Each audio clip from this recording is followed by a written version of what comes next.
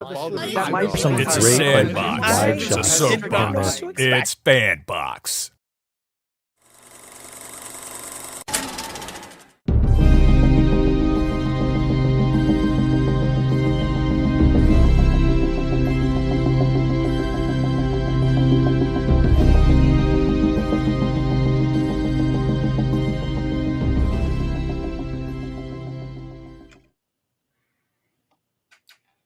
And welcome to Tardis Talk.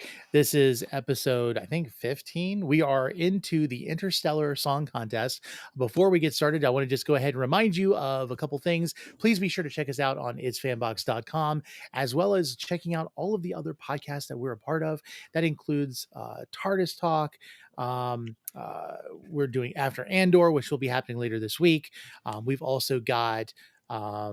I'm trying to think, the Daredevil Born Again series. And we're also partnered with The Real Study and The Real Arena. So be sure to check them out. You can find out more about our other podcasts on fanboxnetwork.com, and you'll be able to find all that stuff. Be sure to like and subscribe, turn on notifications, whatever you're watching on. We also have our Facebook page, our Instagram page. We are on X, but we are actually slowly backing away. As of June the 6th, we will no longer be premium. We will no longer be streaming on X. That is just a personal choice of ours for many reasons that we could get into, but we won't. With that said, guys, go ahead and introduce yourselves and tell us where we can find you. Hold on. Okay. Hold on. We're doing this right. No, we're not. I mean, if you have to say, hold on, we're doing this right, I think you're invalidating yourself before you even start arguing. I'm telling you right now, okay, there we go. Go ahead. Hi, everyone. I'm Marvelous Johnny. You can find me on Twitch, YouTube, TikTok. Definitely follow my TikTok. That's where the majority of my content is at the moment. And yeah, just make sure you have 2 L's in Marvelous because I'm Canadian. That's how we spell it here. Will? Yeah, that Will Wilkins everywhere you might have social medias, and just happy to be here. Also on Netheads when we decide to do an episode. By the way, Will, before we get started, I have to say, liking the 3D printer. I am enjoying the excessive fumes, but I got through my initial prints to see how it would go, and it's going into the garage now, so that I don't kill my family. Yeah, let this be a lesson to people. When you want to do something generous and magnanimous and you're like, you know what, I'm not using this resin 3D printer and cleaning station anymore. Let me send them to you. And then you discover, and you don't understand how Amazon was able to ship this to you for free.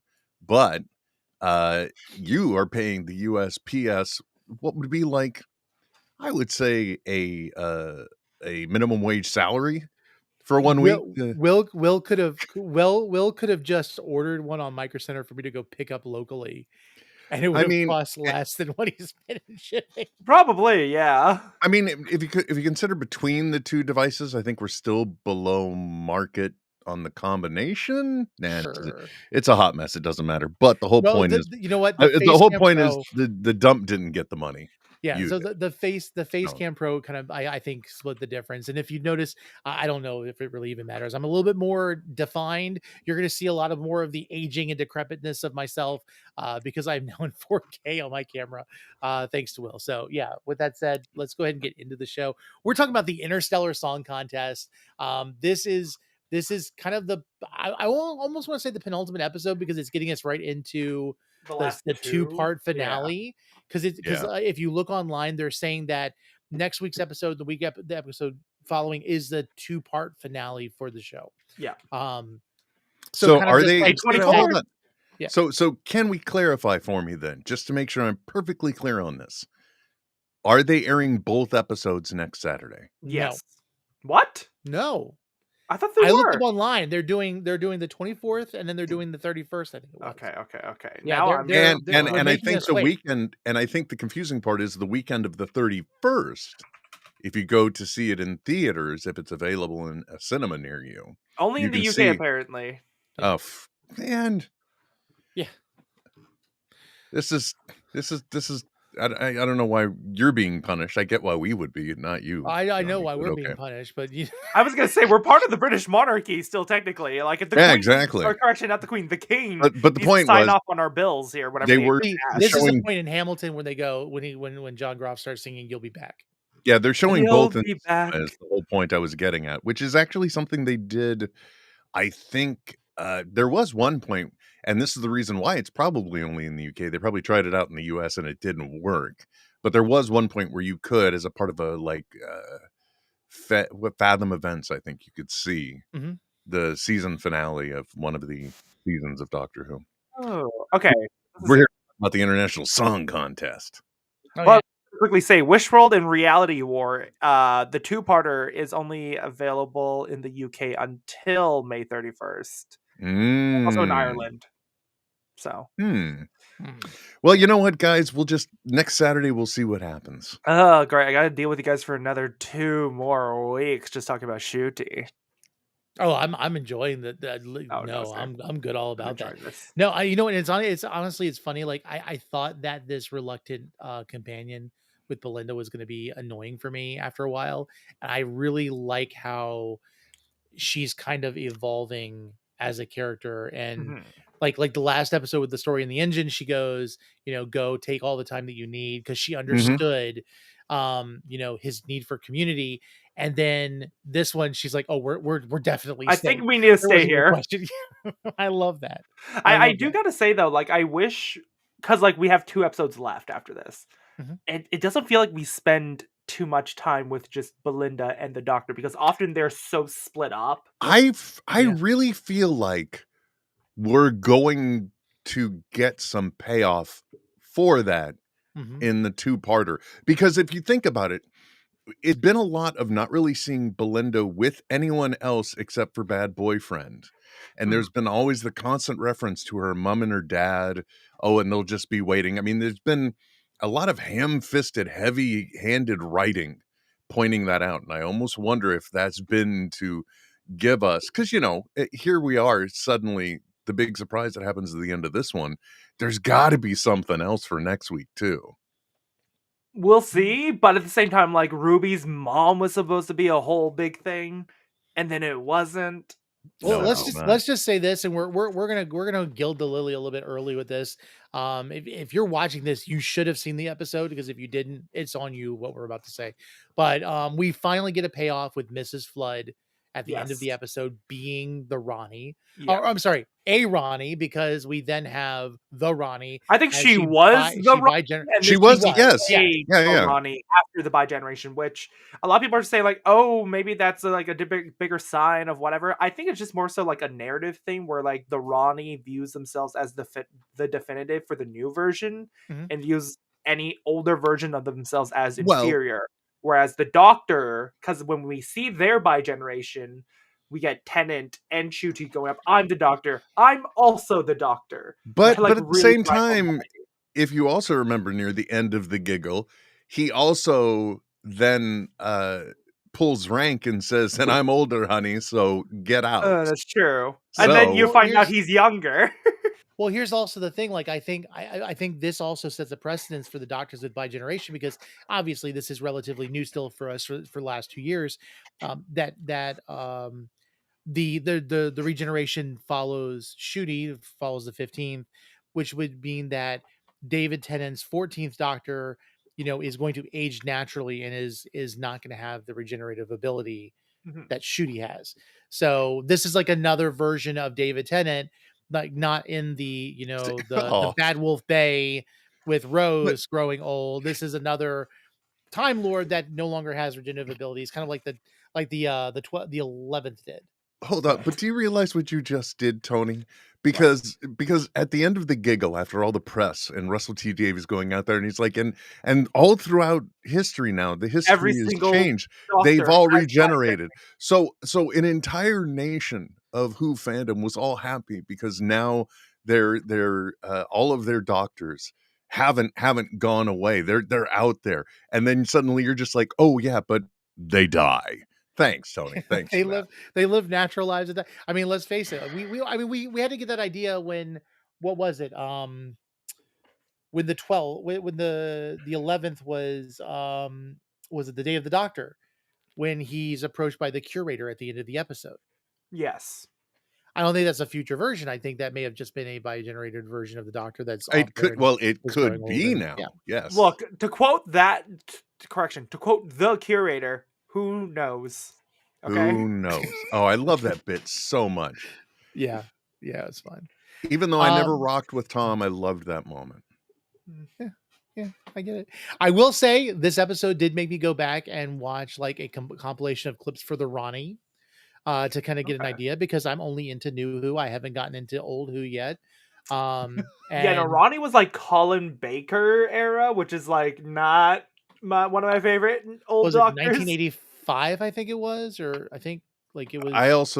I'm so sorry. I really hate to do this to you guys, but do you remember at the beginning of this, I said, I don't know how long I can stay. I've got my daughter had a sleepover. Yes. I was just addressed with a message saying, what time can we get donuts and what time does Harper leave so we have enough time? So the You're gonna go children get are donuts? awake and I must go on a late morning donut run. Damn, So now I want donuts. I apologize. Loved the episode. Intrigued by the Ronnie, even though like people have been screaming her name on the internet at me since the white Before outfit you the end of last leave, season. though, Will. Hold on. Give me a second. What else? The turn of the Dark Doctor in this. I can't wait to hear your guys' thoughts more. I thought it was very intriguing and warranted given what he just witnessed, what was being planned, and the fact of what, as far as he knew at that point, Belinda was up in the air as well. And I'll leave these vaguenesses at that. Last week's with the story in the engine, give that one a solid 9 out of 10. That was just a beautiful episode, and I loved it. This one, I give it a full 10 out of 10. And that's even before the big surprise at the end. I was just in on it because it was something that seemed to be starting so fun and took such a dark freaking turn. I heard somebody early call it on. American Idol. What was it? American Idol mixed with Die Hard. Yeah, definitely. But anyway, guys, my apologies. And enjoy your on with the donuts. show. I hope so. I'm still trying to finish my coffee, for gosh sakes. Pour it into a mug, just drive and drink it. Well, okay, cool.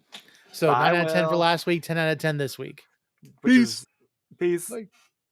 Yeah. The only other 10 we've had this season is from me talking about the well, funny enough. Well, it's funny because like I want to be like logical. I bet you if we were to go back and we were to revisit this later on, my opinion would probably change. We definitely can, of course. We just need to go get there the long way around. Yeah, when we come back the long way around, we'll just keep talking about them. We'll just keep going over and over again, just like a binge watch. No, but okay, so they first appear, the doctor, they're in the booth. I love the fact that they introduced the couple as the people who they took the seats up from. Yes. And they're like, Belinda even made the comment, like he's like, I wonder whose seats this was. He's like, it doesn't matter. They missed late. out on it. Exactly. And they're just sitting there. And of course, those two guys having a couple issues, but then at the same time, we find that they have their moments to shine, that they're able to, and I think that's also very telling in relationships and everything else, that, sometimes you have to let the other person in on your life so that they can appreciate you more. Just a little moral of the story type thing. Then, of course, the introduction of the Hellions, which I don't think has ever been in Who. I've ever seen. Yeah. Which is funny because it's also kind of like a continuation of what was said last week, during the story in the engine, where Belinda looks at I can't remember what her name was now, I forget, but she says, hurt people hurt people. And it's very much that theme. But this guy, I don't know why, but he made me think of like 80s, like it's that leather jacket and long hair, and then like the kind of like the mullet look kind of thing, like the business in front, party in the back, and the horns up top. But definitely interesting. Definitely kind of the corporate destruction of a society and harvesting. And so that's the interesting thing. So I told you early on that I would get political with this episode. Yeah, but absolutely. The main reason why, it's I mean, there's a few factors. One, we saw Andor recently, or Mhm. Andor finished recently, and like a lot of those messages carried over, I think, for me, because who knows if I would be bringing this up or if I would have recognized this had I not watched Andor. Mhm. But I don't know. But are you aware of some of the controversies involving Eurovision lately? No, I do not. Okay, so So one of the big things is, of course, the corporation aspect, of course. But the biggest thing that's being pointed out right now that's very outspoken is their inclusion of Israel, which okay. isn't a European nation. But on top of that, the Israeli government is also doing a lot of advertising for them, right? Oh, really? Yeah. Okay. So, not exactly great, but I can't help but like draw a comparison between the Hellions world planet and everything and Palestine, Yeah, it's a very good point. Very right? good point. Yep. So, at least for me, like a lot of people, there's this narrative that keeps coming out about how, you got to resolve your issues with peace. You can't be violent with each other. And for the longest time, I probably would have still believed in that. And I think that narrative is fitting for Doctor Who to some extent. Mhm. But at the same time, in the current day that we're in, it's not exactly a message I think we should necessarily be pushing too much. Mhm. Because as I've more so pondered this view in life, I guess, through Andor, it's the fact that the oppressed have no choice but to be violent. Because they have to be. That's all they really got left in order to survive what's happening to them. And it's Right? almost like with this episode, I could see that, but I also see like you had that singer, and there was a level of shame and indifference in hiding Mm-hmm. her heritage, and it took that level of violence for her to be able to speak out, and that speaking out was what made the difference. Mm-hmm. And it's like what happens when good people don't speak out. Terrible things happen Mm-hmm. in the sake of trying to compensate for the lack of a voice. So it's very much, speak your truth, speak, what's important. Don't hesitate to do those things. I almost feel like sometimes it's kind of like your reputations mean nothing if they're not for a good cause. If you know what I Yeah. mean, yeah, I get that completely. So Yeah. So just overall for me, because of that comparison drawn for me, I just didn't love this episode, just primarily due to the messaging. However, I love seeing the Doctor go to his dark side, to not be as heroic as he usually is. yeah, I mean, we I, saw him last episode. I mean, he turns the villain. He yep. turns the storyteller into, you know, a person that can try to. He's like, I'll come back. I want to hear what your story is. Hmm. He gives that option. This one, he's like, He's even torturing him. he's torturing him, even when he finds out that Belinda is safe. He's like, you put ice in my heart Yeah. that I don't think is gonna go away. He's like, basically, it's kind of like what he did to the Chad dude, whatever. Hmm. What's his name? Conrad. Conrad. Yeah. Yeah. It's kind of like Here's the thing. I'm watching you. I'm coming for you. That's the anger I can definitely feel with. But like even like they draw the comparison as well that the Doctor went to that area because of what was done that reminded him of the Time War. Hmm. But at the same time, this fellow, I'm gonna be honest, he was annoying. Oh, his name's Kid. That's what it was. Yeah. The comparison between Kid and the Doctor, though, are very like the parallels are still there because Kid is doing what he has to in order for his world, or in memory of his world at least. Right. The Doctor was doing it as well to survive in many senses for his Yeah. world. Yeah. I mean, so like with the Doctor and his understanding, he was doing it to end the war. What's really interesting is Kid was indiscriminately sentencing people to death Hmm. because of an association, which I thought was a little bit, which I think was even more sinister than what the Doctor did. But Yeah. I think that's where the Doctor struggles through the series, is seeing people that are likened to him, Hmm. but their reasons are just slightly askewed, and realizing that he's kind of categorized in that same like horribleness. kind of plays into, why there's a little bit of self-hate sometimes, regarding what happened to Gallifrey. Mhm. Yeah, no, it's interesting because Well, I like I this. I like this one. one One man's man's terrorist is terrorist is another another man's man's freedom fighter. exactly. Exactly Yeah. that, honestly. Like, I mean, just look at Luigi. How many people in the world right now, or not just like, not to say like regular people, but like your everyday person sees Luigi and goes like, "Thank you for just firing that first shot to actually," because like I It's don't know if you starting the heard. dialogue. I think that's the Exactly. It thing. Like, started the dialogue, but on yeah, top of that, it's got health insurance companies to actually make more approvals from CEOs out of fucking fear. Is it a good weapon? Yes. Is it working? Yes. And I think that's the most important part because right now, even shareholders are pissed off at those CEOs and reconsidering firing them, which I feel like that's a good thing. Like, I've said it multiple times. Doctor Who, I love, and Capaldi, I love. His speech on war about like mhm, firing that first shot still sticks with me. But the older I get, the more I realize sometimes you have to take that shot. yeah. Because if you don't, then you can't really spark that discussion. Oh, I mean, you Which think of the is American Revolutionary War. You had the British that were coming in. They thought the Americans were, on what was it? They were uncivilized.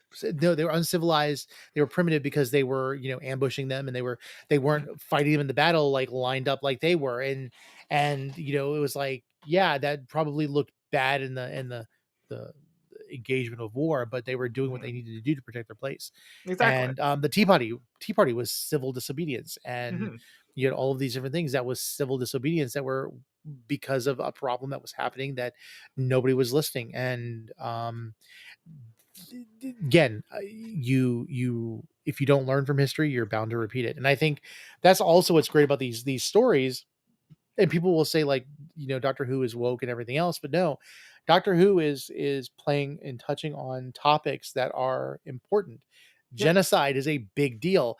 The industry, like corporate greed to the point of where it destroys civilizations, is a thing that happens. Mhm. I mean, we're talking about living in a world where, deforestation happens, and there are animals that become extinct Yep. for the very same reasons why the Hellions were becoming, I guess, were an endangered species as well, which they didn't even really even And say where it. they just lost their homeworld even. Yeah, And and they weren't they even allowed to sing because yeah, they were being suppressed for speaking out their truth. exactly. So yeah, I And mean, it's just wild. they also created a narrative around them saying that they caused the destruction themselves, that they're savages, they're cannibals and other things, right? Which Yeah. is heavily in line with some of the stuff we're seeing right now with Oh yeah. I our mean, like current day even in genocides. America, I mean, people that believe politically during the against the current administration are Mhm. being demonized, and they're being considered being called idiots and fools Terrorists in some yeah. I senses, mean, yeah. we're seeing where we're living in a day and time where people of opposite opinions are being demonized. Mhm. And though there are individuals that should be demonized for their actions and their behaviors and speaking the quiet thing out loud, Yeah. there are also times where it's like you can disagree with people and you can have opposing opinions. Because if you look at history and you see the things, the great strides that have been made in society, it has been when two groups have been able to compromise and make something right. Mhm. And that's, I mean, I mean, here's the thing. Pandemic, yeah, terrible. There were some benefits for me, won't lie. I got this community. I got yeah, you. You're exactly. amazing, Tony. Yeah. But like when you look at the pandemic, look at how quickly we came up with that vaccine because the world genuinely came together to solve a common issue. Yeah, it's funny. I was talking to family about this. They're like, what's really suspicious is the fact of how quickly we came up with a vaccine. I go, you've never played a pandemic game, have you? Like, I used to play Plague Inc. It was an iPad game, and the whole idea was you're supposed to try to like bioengineer a virus Yep. that would wipe out the world. And the thing was, you had to make the symptoms subtle enough before they like would evolve, Mhm. because if they mutated too early, the world governments would find out and they would just pour money Mhm. into the vaccine. And you had like all of the world governments striving to cure this vaccine, and within a matter of months there was a new vaccine out and you lost. Yeah. It is terrible. But I'm like sitting there going, yeah, I completely understand how the pandemic happened. Exactly. And just, I think that in and of itself, like the actual aspect of world unity is truly fascinating and partially wonderful. But then you have people who try to then harm that aspect of unity. Like, I understand being fearful and cautious of something. Do not get me wrong. I get it. But in this one instance of our own history that we have experienced, it's somewhat of a wonder at the same time. It was funny though, because like let's stop and think. And again, this is like we're not even talking about Doctor Who. Or We're not. I mean, yeah, we'll get there. On topic. We'll get there. Wibbly wobbly, you know, story timing, why me? But anyway, what was really funny was like remember Endgame came out right before the pandemic, and I remember there was that line about there being whales in the bay. When it's Steve is talking to Natasha, yeah, like okay, when the pandemic happened, we saw collectively the world shut down, make a way for that to happen, put a hold on things. We saw that we could be decent to human beings for the most part. Yeah. Yes, there were really extreme examples of Karens and everything else that were just like overwhelmingly horrible during the time frame. But the water got clearer, the sky got clearer. Like we reset some things for a little bit before my streets were nice and quiet and I could go for walks. Like I remember sitting, I was working from home, and I was in my bedroom because I hadn't moved everything down here yet. And I'm sitting and I'm looking out the window and I'm thinking, this is peaceful. Like I need this. Yeah. And then of course craziness happened and stuff like that with people with like, you know, I don't have to do this. I have all the toilet paper buying. Oh my goodness. I have relatives that still have a stockpile of toilet paper just because of that. I mean, hey, at least you don't really run out of TP for a while. And with the rising cost of everything, maybe they ended up saving money in the long run. Who knows? Maybe they'll be using that for currency later on. You never know. Exactly. But I remember thinking like, wow, like the reset, that's amazing, you know. But yeah, I think we forgot how, despite the rhetoric and everything that was going on, like we collectively did the right thing, and you know, we were able to like survive something horrible. And I don't look back at that time as something negative. Like I think of it fondly. Again, finding community. Listen, I don't have very many friends in my area. All of my friends, like it was funny. I was talking to family and they were like, you know, my mom's, she feels a little shut in because she's getting elderly, and she's like, you know, I really don't have a lot of like friends that I talk to. She's like, I don't know who you talk to. I'm like, all my friends are online. All of my friends are online. Like if it's not for you, Will, you know, Niko and David, which they're not here today because they're at they're living it up at Philadelphia. They're living it up with Jodie Whittaker and John Cena and Lois and oh man, they got a Peacemaker meeting. Jeez. But yeah. So yeah, I'm thankful for that time, and I'm thankful for the community that I built. And I think that's the thing, like you protect that community. But going back to Doctor Who, we're talking about Doctor Who. Yes. First of all, I love the idea of them doing a song contest and it making it intergalactic. It also gave like a bait and switch, making them think that Earth did survive. And they're like, oh, finally, somewhere where the Earth exists. Fun cameo too from Graham Norton. Love that dude. Right? He's hilarious. Right? Like I was like, hey, I know that guy like from TikTok. Like because we don't get that show here, so we have to go find it somewhere else. But I just see it on YouTube more than anything. Right? Like I love, like if you don't know, like I love Graham Norton. Like what was it? There was an episode where there was a forensic investigator that was talking about like, you know, I would be careful about that couch, and like everybody jumps up at the same time. And it's just like it's a great show, and I love the fact that he was in it. And of course, if you're American and you don't know some of these things, first of all, scroll TikTok for a while, search Doctor Who, and you'll start seeing more British stuff. But honestly, look up the interview with Ian McKellen, Patrick Stewart, Hugh Jackman, and then also look up the somewhat of the same one with Hugh Jackman, James McAvoy, and Michael Fassbender. Those are great interviews, honestly. Oh yeah. Especially Hugh Jackman describing his time doing X-Men Origins Wolverine. Because, like, you know how there's that scene of him running naked into a barn? Uh-huh. Turns out they had a bunch of women in that barn just waiting, waving wands, having cameras ready, and he's just that is with claws, just stabs himself in the crotch. Oh, that is so funny. It's great. That's so funny. Yeah, so great a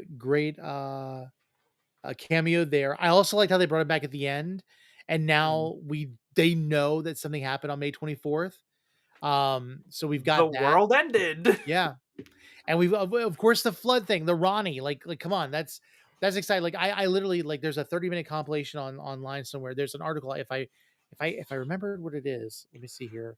Well, for anyone who doesn't know, though, very quickly, because I did do a little bit of research, the Ronnie is also a Time Lord who's around the same age as the Doctor, if you were to go chronologically. However, that was before we had the Timeless Child revealed.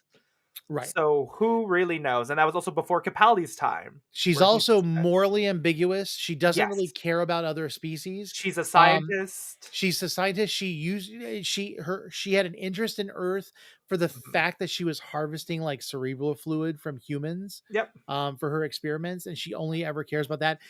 She's only ever partnered with the Master when it met her means, but she's almost like the feud between the Master and the Doctor is completely worthless and trivial, and she could do without both of them, basically.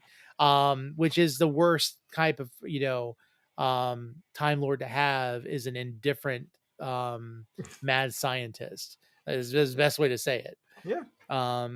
So yeah, when you realize that you're using the Master, if you're and the Master needs you, but you're using him, like, yeah, you're pretty evil. Yeah. So. No, the Ronnie intrigues me because I saw this really cool theory come out recently about the Ronnie and Meep back at the Starbeast. Because remember how Meep also had two hearts? And at the end of it, it says, a creature with two hearts is hard to come by, to the Doctor. So the theory right now is that the Ronnie created the Meep for something. Did they? Okay. So I know that in the Ronnie story, from what I was able to like deep dive into before this, because I have to watch everything. The Ronnie was harvesting a specific fluid from like the cerebral fluid of humans because she had created her own alien species, and the problem was she needed to be able to control them. Yeah. And so the fluid was able to, it was basically like it was like the ability to rest and sleep. That it made them crave that or whatever. And so, yeah, maybe. And if you're a Whovian and if you're a Whovian and you've watched Doctor Who and you've watched old Who, and this is where I wish Niko and David were here, because I'm more of the the novice when it comes to it. Maybe we see that the Meep are that species. Maybe because like they originally pulled Meep from a comic book series a long time ago. But who knows how they might have retconned and recreated some things. But the fun theory is that because the Meep failed, the Ronnie went back, killed it, skinned it, and then that's where Mrs. Flood's fur quote at the end of one of the Christmas specials shows up. And ooh, which, quite frankly, I kind of like that. Let's see here. Whatever you got. So it says apparently certain writers and creators get rights to some characters by that they develop, and that's why the Ronnie hasn't been mentioned again until recently. That is good to know. Yeah, because I mean we had a lot of the Master from 2005 to like 2023. Yeah. So it makes sense that maybe that's they did want to play with the Ronnie. And I think there's another character as well. But then okay, let's go back a little bit as well. We were getting flashbacks, grandfather. Yeah, and that's the actual actress for the granddaughter from original Who, which is, I was shocked to find out she was still alive, not gonna lie. Yeah, I mean, does that mean we're gonna see her? Like, I don't know. Maybe this is set up for like season 3 of Shooty's run. I will say this season of Doctor Who, the 15th, like I enjoyed last season with with Shooty. But the problem I felt was it wasn't connected to the rest of Doctor Who. They threw Sutek at the end, like, oh, okay, there's And here's Sutek. yeah. But it was all new. It was all the, all the celestial beings, like all the the gods, and then like all of a sudden we've got like all this new stuff. Like we didn't have anything that we've seen before. But this season we've gotten like a reference to last season, which was great with Ruby. Yep. We've gotten the The fugitive Well. doctor, we've gotten the Midnight, we've gotten the granddaughter, we've got the Ronnie now. Like I feel like this is like the like David Tennant's first season was a good season. I loved it. I felt like it was good. This with Shooty, I think, took a little bit of time to kind of build steam, and I feel like we're now in full form Who, and I think it's showing that the BBC is getting more comfortable with Disney's participation, and I'm hoping this means that we're going to get more campy stories down the road for him.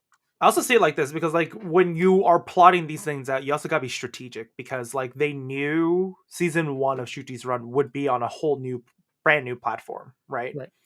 So they're like, okay, let's just create something people can get into, and then once they're really into it, they can go back, and then with season 2, we'll be more self-referential. Right? That makes sense. It's kind of like with Marvel. Like it's like you jump into Marvel, but there's so much you have to go back and reference to. Doctor Who is very much like that. The thing is, like, it's older than Marvel almost, I'm pretty sure. Oh, because 1962 I think is when Marvel started. When did Doctor Who come out? Doctor Who premiere date 1963. So they're around the same age. That's the main thing. Marvel and Doctor Who have been around for almost as long as the other. I would say Marvel is a little bit older because you could go back and say like like Timely Comics and stuff like that. Yeah, yeah, you could do the Timely Comic stuff, of course, and also just the fact that Doctor Who took a long break during the 90s, right? So yeah. So okay, so I was kind of wondering when Belinda saw how the Doctor was basically threatening Kid, if it was gonna like completely turn her off, because there's been moments where she's seen him and like she came out and said it. I thought it was really funny because a lot of times with companions they won't say what they're thinking with the Doctor. They'll just kind of like look weird at him and they'll struggle through it. She some of them verbally will be says, like, "Are you okay?" Yeah, she verbally looks at him. She's like, "I don't know what you're thinking, and that scares me." Yeah, and like I kind of find it refreshing with Belinda because she's willing to speak those things out, and I think she challenges the Doctor a little bit more than some of the other companions have, where they're just along for the ride. She's not necessarily. And then even though she kind of is for the ride, and like she even says when she thought he thought she was gone, she thought he was gone, he wanted to bring hell down on the Hellions. She turned around and was just like, I wish I would have told him how much I cared about him. Like that duality between the two of them I really liked. I liked how she's able to say some of the things that I think some of the companions should have said in the past. I'm also really glad because like I was really scared Belinda was gonna go back and just invalidate almost everything she had been through with the Doctor. Just she was gonna end up saying like, I don't actually know who you are. You are some other beast. You aren't this person you've been showing me this whole time. No, it's much more mature than that. It's going like, you have your best moments, which I've now seen, but you do have this darkness with you. But even that going back last so I was talking to my kid, 10-year-old kid, about this episode, and he's like, well, I haven't seen it yet. And I go, okay, well, let's go watch it. He's like, well, I haven't seen episode 5 yet.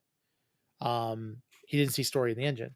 So I was like, okay, dude, we gotta do that. So we started watching that. And so I'm watching it, and I'm so glad I did, because when he at the beginning, before he goes out to Lagos, and he's in there, and she's like, why is this so important? And he makes the comment, he's like, I've never had this black body before. Now we know Yes, he has, because he has the fugitive doctor. Yeah. But regardless, a Just black forever, male. the Doctor starts at 1 with William Hartnell for me. Let's Yeah. just yeah. And so he's like, and there are places on Earth that I'm not welcome, or that I'm treated differently. Like but going before that, he even goes, I'm a Time Lord, I'm last of my species, I'm an evolved being. Mhm. I've had many faces, I've had many bodies. And like the fact that he's never gone that quickly explaining himself with anybody. Mhm. Like it takes a while. Like I mean, when you look at it, like Rose was distraught because she never knew he could regenerate. Mhm. You had Donna, where she's like, what's going on, when he basically kind of bigenerates, he generates into the hand. You had Clara, who was absolutely distraught when he went from being the 11th to the 12th. And it's Yep. like, they are never keyed in on those facts, but he just spelled it all out for her. And I love that. Like, this is a very different Doctor. And I love the way he's kind Mhm. of like, I think he may be He's learning from his past. That's the thing, like, because I rewatched some of the older episodes because I was going back, going like, oh, when else did they say the Ronnie at some point in Doctor Who, right? But I think the biggest thing with this Doctor is that he's mature. And he even told 14 that, like, we're doing therapy out of order. Yep. Right? And that more than anything, this Doctor really does wear his emotions on his sleeves, as we see. And whether or not people think it's a good thing or a bad thing or what, it doesn't change the fact that, like, every Doctor, yes, they're the Doctor, they're forever going to be their own Doctor. To quote Matt Smith, I'll never forget when the Doctor was me. Yeah, I love that line. I love that line. And I also love the fact that it's like, when David Tennant, like the Day of the Doctor, when the David Tennant is he's going back to his timeline, at the end of it, he's like, I don't want to go. He's like, And then he says he says that a lot. So it's just amazing. Like I'll be honest with you, when I first started watching Doctor Who, I did not know how to quantify the regenerations. I always thought it was just like, oh, they're just going to pretend to be the same person and blah blah. No, they don't. Like They do their own thing. That's how they identify keep the it fresh. personality. Yeah, I love that about it, and I love Ncuti because we've only seen him with joy. He's only been full of joy and wonder. And then all of a sudden, like, that darkness comes out, and I'm like, yeah, this is the Doctor we've known. This is absolutely the Doctor. And there's almost like a gleeful darkness in him with it. It's like, what do you like him going to Conrad, going like, oh, okay, so you want to share spoilers, eh? So there was like a bit of glee in that when he did it. Yeah. And now we have Conrad with 2 Ronnies. Yeah, with the Ronnie and a Ronnie. I love how they kind of differentiated each other.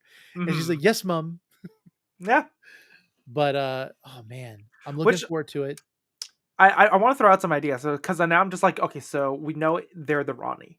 What do they have intended for Conrad? Right.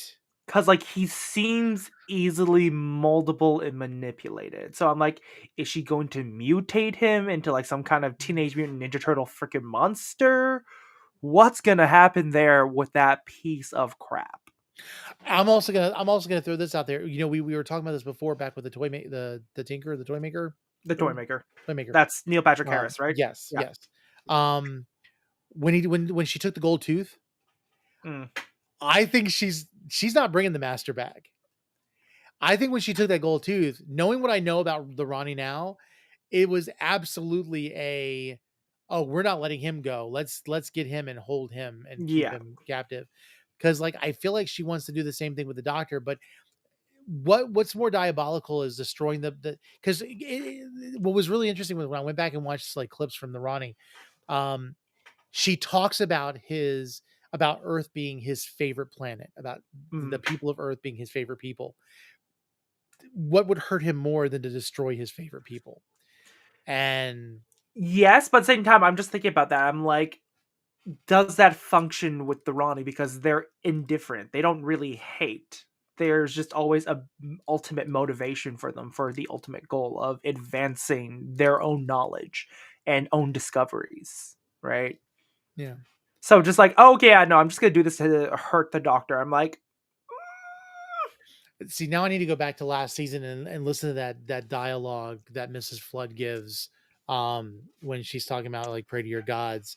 mm, Because I feel like there's got to be something else going on, because I almost feel like, okay, so destroying the earth was a means to an end, mhm. because she did it so that he would have to use the Vindicators. Oh, okay. So a little bit So of the yeah, bootstrap paradox there. so she destroyed the earth because she knew that he would use the Vindicators to try to figure out how to get back to May 24th. Hmm. And so there's something that the Vindicators are needed for her, and that's what, like, I want to know what that button, because that button doesn't destroy Earth, because Earth is already destroyed technically. Yeah. So Yeah, no, that's interesting. And that's also something I've realized from this episode. I'm just like, maybe the pantheon of the gods thing is just really not as important as I thought, because I always kept thinking like, okay, this pantheon of the god thing, it's got to be resolved. Like, you got to put the gods back in the box somehow. But I don't think so anymore. I think the gods are just going to exist as the gods now in the universe. And you're at some point the Doctor's going to come across just another harbinger at some point. And who yeah, knows what's going to happen I to that. think they're playing a long game with it. It's kind of like the Silence. When Mm, the Silence was introduced, like, it took yeah. a long time, and even then there were still side this. I mean, we got through the whole, the pond and run with the Silence and them Yeah. marking themselves, and then Clara, there were the Silence when we went to, what was it, Christmas. Christmas. Yeah, The Planet Christmas. yeah. So like there's, and they didn't quantify like what all of that meant. So it's like maybe the Pantheon's here for a while. They're just gonna exist. Yeah, and maybe there's a bigger story. Like I mean, it's kind of like it's like with the 11th. Like, we had the whole the crack in the wall becoming like the crack across, and then there's Yeah. Gallifrey and everything else. And yeah, I think it's very possible we're gonna. We'll either get not It's a much long of game. it, or we'll get like the Titans at some point. They probably have or they have a something like loose that. idea of what they want to do, but they're waiting to kind of like play it off and see how it goes. Yeah. So I don't know. I feel like Russell T Davies and them are really good at laying breadcrumbs for something more. I mean, yeah, there's like the Three Knocks thing. There's Bad Wolf. Yep. Who knows, right? Yeah, I was just watching. What was it? What episode was it? It was the one where they get they're on. He's on a bus with a bunch of people, and they get stuck on a different planet with the basically like the giant flying insects that are like they consume the entire city, and like Unit is trying to keep it from coming out of the tunnel. Do you remember what I'm talking about? Yeah, was that Jody's run? No. That was David Tennant's run. Okay, maybe not Um, then. they were like a double decker bus, and they ended up going through a portal to another planet. Wait, was that the Wasp episode? Like the The- one with the giant bee or wasp?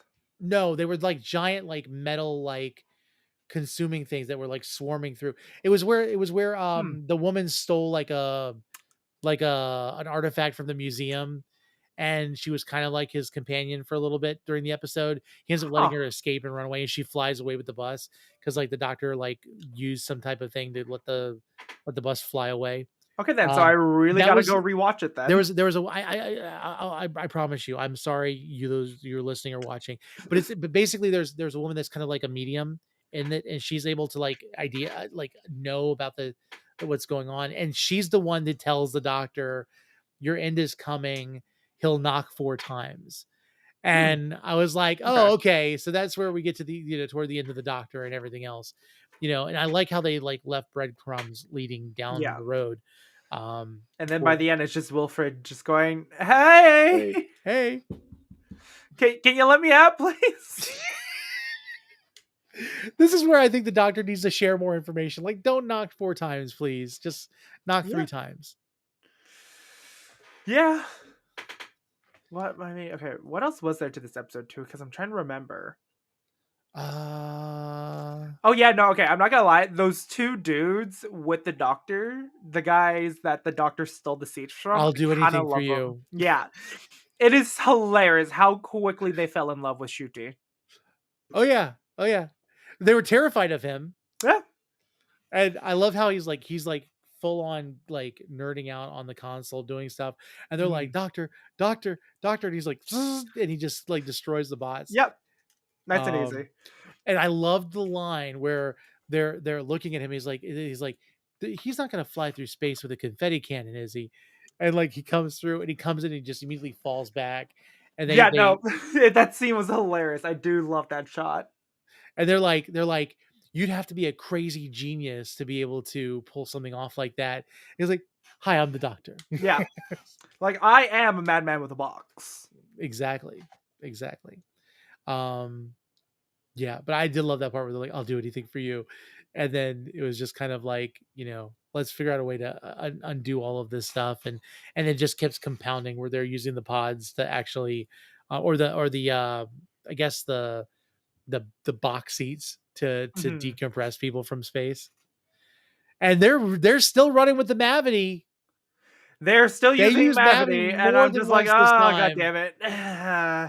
They're like the mavitational stasis, and I was like, wow, they went for it. Yeah. Which my kid loves it, so I'm good with it. Oh, also, we didn't get a preview for next week's episode. No. So no, we got an end credit scene instead. Yes. Yep. And which I'm just like, Oh, thank you, Z. Guys hiding from us. The David Tennant episode was the 2009 special Planet of the Dead. Oh, okay. Maybe that's why I don't remember it too well. Yeah, there's basically like the only thing that's left on the planet other than the people on the bus is like a crashed ship, and it's got like two aliens that are basically like flies. Yeah, no, I genuinely don't really remember that episode. Like, I genuinely don't remember this one. Oh, go back and enjoy. We'll get to it. We'll get into it the long way around, but you can also go back and watch it and enjoy it. Yeah, I think it'll be more fun if I don't watch it until we have to. Oh, and hey, Xanatos. David is in the Back to the Future panel. To the Future panel. Oh, nice. That's awesome. Oh, yeah. Okay, so Daniel Kaluuya is in this episode. Or in, not this episode, the Day of the Dead episode. Right. Yeah. Or Planet of the Dead, not Day of the Dead. My bad.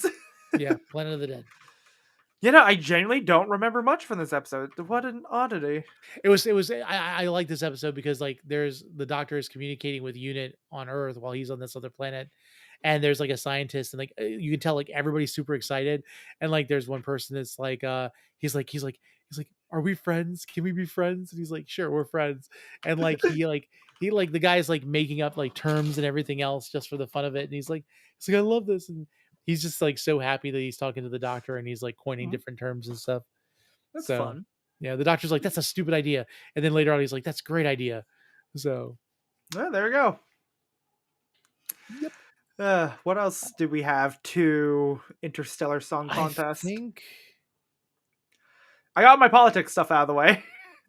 Yeah, I wish we would have more music, like more actual songs. Like we got like general clips of stuff, but I'm not gonna lie, the songs that they played, I'm just like, oh, I'm kind of glad they didn't really sing too much. You reminded me of an anime where they have a person singing like what was it like which one am I thinking of?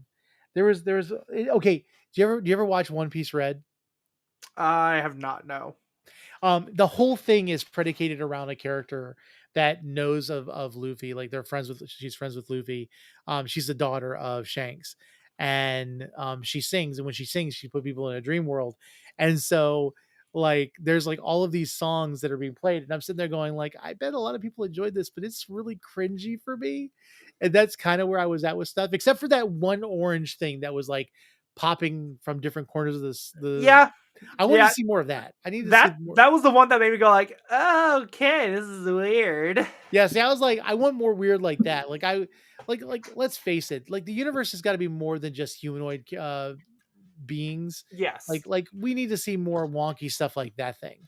Yes, but at the same time, I'm just like, has anything even come close yet to the Goblin song from the premiere? It reminded me of an episode of Rick and Morty. I can see Oh that. God, it did. It does remind me of the contest one. It reminded me a lot of Get Swifty. Oh And yeah, I with did the not like heads. Get Swifty. Yeah, it's the ones that goes, "Show me what you got." It's like, and then that was the one that had the iced tea. Yeah, and then we later find out it's water tea. Oh, God. Yeah, no. See, like I didn't like Get Swifty. Didn't love this one. I like I don't know. I don't want to say like real music because like music's so subjective. Right. But like I really love that Goblin song, and just nothing has quite struck a chord like that since. Yeah, you know, it's We've like had It's Always a Twist, which is just like a fun little ditty, well, and that's about it. let's face it, there are songs that will hit and they don't hit. Like you'll never know until like let's face it. What they really need to do is they need to bring Jack Black.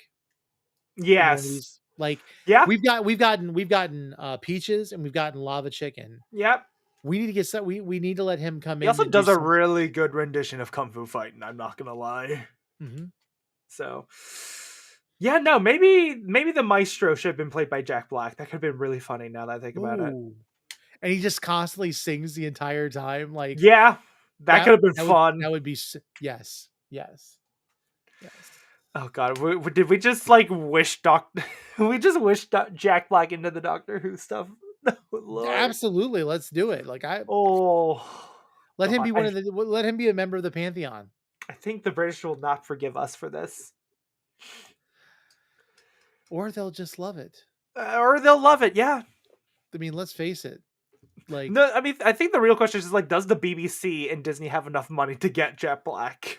Well, here's the thing: was Nacho Libre not slightly racist? It was, and but I love like that everyone movie. loves it.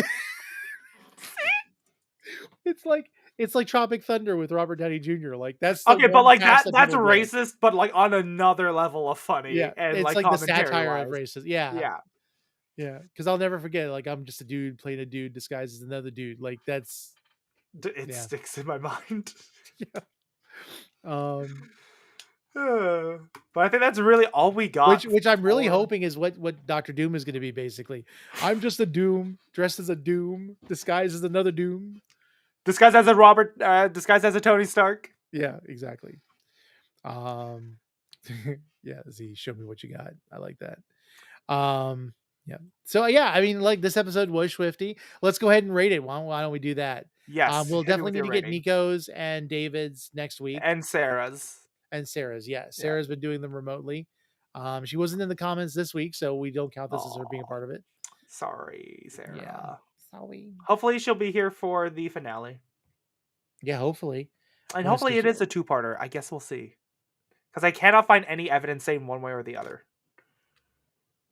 But yeah. Oh, she said she's out. Okay. There we go. Yep. Okay. That's okay. What's your rating? Let you go first because I have to really think through this one. Okay, I gave it a 2. That's how much I don't like it for its commentary. Seriously? Yeah. Well, because it was too on the nose? No, I think honestly, let's just blame Andor. It's just the fact that I am so aware of the narrative right now, and with the current day political, like just everything going on in the world, it's just got me in a state of like, I don't want let's just sit down, talk, and not do the whole violence thing. Like, no, sometimes violence is there, and here you're condemning it when in this case, I think it was necessary. Huh? Okay. So yeah, so I see the Dark Doctor, the wonky like way of escape. I love the confetti cannon through space. Yeah. The use of Mavity, which is the two gentlemen with the Doctor was great. And then like seeing Belinda kind of evolving more and everything else, and like them having more of an intimate moment, and the Ronnie appearance at the end. I'm going to give this one a 9.5. Okay, fair enough. So two very polar opposite opinions. I mean, and then we have Will with a 10. Right. So we know like Will likes American Idol and The Voice and everything There we else go. at this point.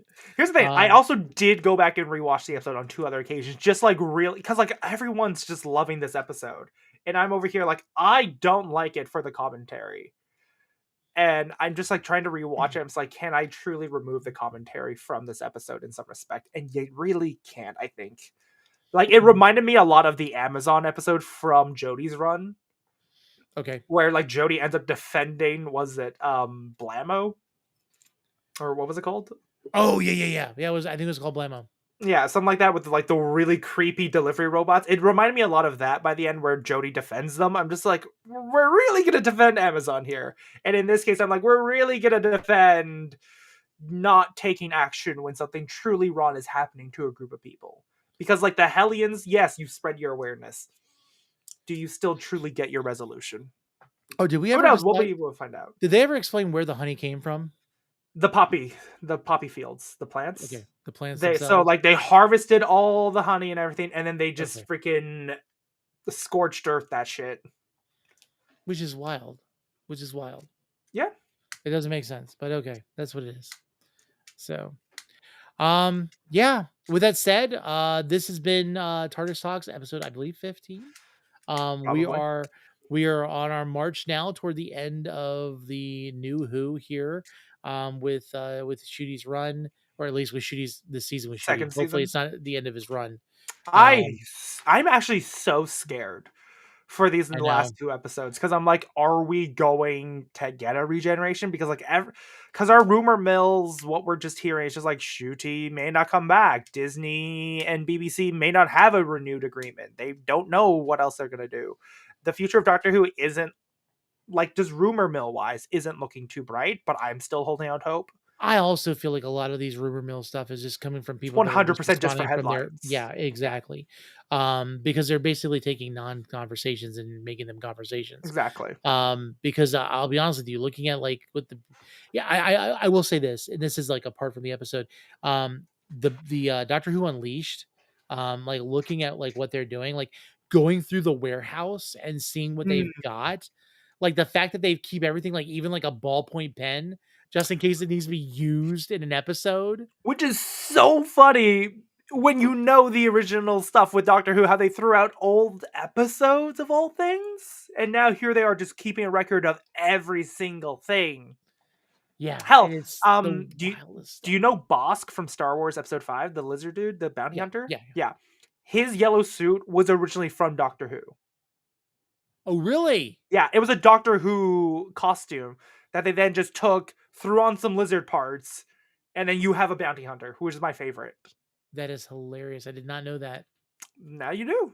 Now I do. Now I gotta go back and watch episode 5. But yeah. So looking forward to the end of the world, and next week I'm pretty sure that's May 24th. No, next one is Wish World. Wish World, but I mean it's May 24th. It's gonna end with the end of the world. Oh, yeah, sorry. So yeah, and we're definitely gonna get the Ronnie involved in that. The Ronnie and a Ronnie, as well as the Conrad. Ronnie and a Ronnie, yeah. And oh sheesh. I'm not looking forward to that, dude. Oh. I'm looking forward to just hating. You know, I was realizing like what bothers me. He reminds me of the guy from the Rosa Parks episode with Jodie, where he basically the intergalactic racist. Like, I'm gonna get her off that bus just to prevent like progression. I'm like, whatever, you know. It's so I just hated that guy. Yeah. With that said, this has been It's FanBox Tardis Talk, episode 15. Come back next week when we get into Wish World, and we get closer to the end of this season 2 of the Disney Plus BBC Doctor Who. Hopefully not the last season, but we'll see what happens. Regardless of that, you can check us out on itsfanbox.com as well as fanboxnetwork.com, and you can also find all the other sister podcasts and podcasts that we do. The After Andor show will be happening later this week, most likely. We were holding off because David, who has been our showrunner for that episode, I like that. I'm just started calling everybody that does their own shows showrunners. he's like the Russell T Davies for the Andor show, but a little bit more consistent. So we'll be having him come back because he's at Fan Expo Philadelphia, and if you are there and there's like the last few hours of the convention, check that. Go look for them. Niko Skywalker is there, as well as Xanatos 1138. And so we would love for you guys to stop by and say hello to them. But regardless, we will be back next week, 2 p.m. Eastern time, 11 a.m. Pacific, here on Sunday, as we get ready to go into the next episode of Doctor Who. Johnny, tell us where we can find you. Y'all can find me at Marvelous Johnny on Instagram, TikTok, and Twitch, and as well as YouTube. Just remember, there's 2 L's Marvelous, because I'm Canadian. And then Will was here earlier, so just remember, add that Will Wilkins everywhere on social media. You can also find him on the Smodcast Network with Netheads, and sometimes you can find me on the Smodcast Network with Netheads, as I am kind of Trent's understudy. But with that said, we will catch you guys next week. Be sure to check out Real Study this evening on the Real Study Network, as well as Fandoms this coming Friday. I have no idea what we're doing, but we're going to be doing something interesting. But with that said, let's go ahead and get out of here.